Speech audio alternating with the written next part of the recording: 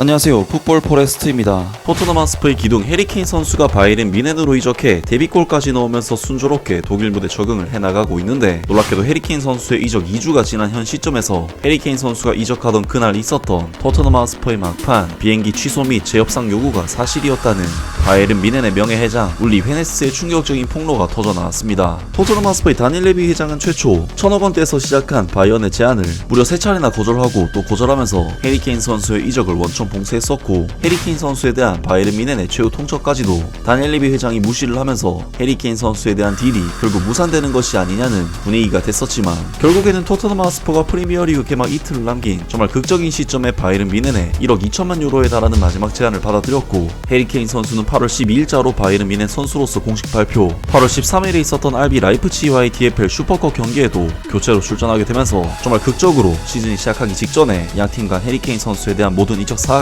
마무리가 되었습니다. 그리고 해리케인 선수는 바이에른 뮌헨 이적 후 분데스리가 데뷔 전부터 한 골 1도움을 장렬시키는 활약으로 안정적으로 독일 무대에 안착했고, 팀의 기둥 해리케인 선수를 떠나보낸 토트넘 하스퍼 역시 해리케인 선수의 부재에도 불구하고 초반 3경기에서 2승 1무를 거두면서 일단 지금까지는 양측 모두 행복 축구를 하고 있는데요. 그런데 해리케인 선수가 이적하던 그날 독일 스카이스포츠 기자인 플로리안 플라텐버그는 해리케인 선수의 비행기를 토트넘 하스퍼 구단에서 강제 취소시켜 또다시 재협상 요구를 하고 있다는 놀라운 소식을 전했었고, 이를 토트넘 하스퍼 구단이 사실 무근이라고 반발하는 등 정말 마지막까지 엄청난 논란에 휩싸였던 해리케인 선수의 이적 사과였는데, 독일 스포르트원에서 전한 소식에 의하면 바이에른 뮌헨의 울리 헤네스 명예회장이 토트넘 하스퍼가 그날 해리케인 선수의 비행기를 막고 마지막까지 재협상을 요구했다는 것이 사실이라는 이야기를 폭로하면서 토트넘 하스퍼의 그날 마지막 저항에 대한 불만을 뒤늦게 표출했습니다. 해리케인은 바이에른 뮌헨의 새로운 슈퍼스타다. 하지만 울리 헤네스는 그것에 대해 뭐라고 말했을까? 바이에른 뮌헨의 전 회장은 최근 한 인터뷰에서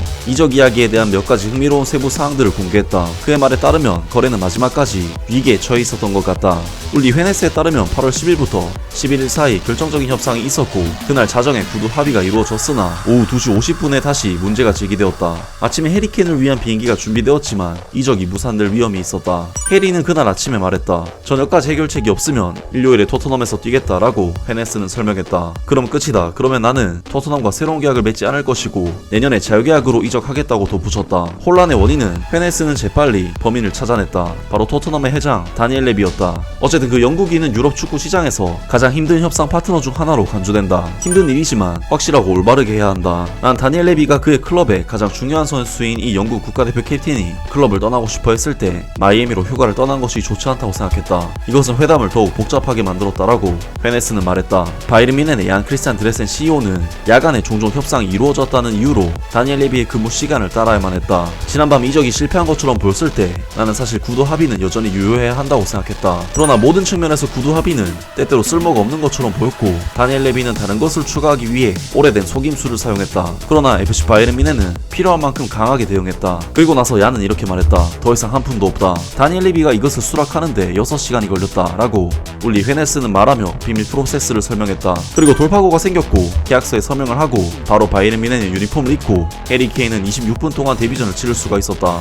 절대 다니엘 레비 회장을 이길 수 없다는 것이 분명했다. 해리케인은 우리에게 매우 중요했다. 그리고 해리는 우리에게 약속한 모든 것을 지켰다. 만약 그가 한 번만 흔들렸다면 우리는 결코 해낼 수 없었을 것이다 라면서 바이에른 뮌헨의 울리 헤네스 명예회장으로부터 다니엘 레비 회장이 해리케인 선수의 이적 딜을 막판까지 막아세우려 노력했고, 이적 딜 자체를 무산시키기보다는 뭔가를 더 얻으려고 수작을 부렸지만 바이에른 뮌헨에서는 더는 돈을 못 준다라고 강경하게 나가서 그대로 딜이 완료되었다고 합니다. 야, 정말 비즈니스적으로 최후의 순간까지 조금이라도 뭔가를 더 뜯어내려고 했던 레비 회장도 정말 대단하지만 이에 쫄지 않고 더는 돈 못 준다라고 강경하게 나간 바이에른 뮌헨도 대단하다는 생각이 드는데요. 사실 케인 선수의 딜이 무산됐다면 바이에른 뮌헨 입장에서는 마티 스텔 선수를 데리고 환장할 만한 풀시즌을 치러야만 했을 텐데, 실제로 바이언은 최근 마티 스텔 선수를 선발로 썼을 때와 해리케인 선수를 선발로 썼을 때 경기력이 천차만별로 차이가 나고 있기 때문에 해리케인 선수를 데려온 것은 바이언에게는 그야말로 천만다행이 아닐까 싶고, 레비 회장의 마지막 꼼수에 안 넘어간 것이 적중했다고 볼 수 있겠습니다. 토트넘 하스퍼 입장에서도 바이언이 쫄아서 돈을 더 퍼줬다면 물론 좋았겠지만, 레비 회장이 3차례나 해리케인 선수의 이적을 거부하면서 최소 1,000억 원의 이적료를 1,700억, 최대 2,000억 원 수준까지도 끌어올렸기 때문에 여러모로 해리케인 선수의 딜이 토트넘에게는 손해는 아닌 것 같은데요. 정말 다니엘 레비 회장의 무서움을 또 한번 느낄 수 있는 대단한 소식이었습니다.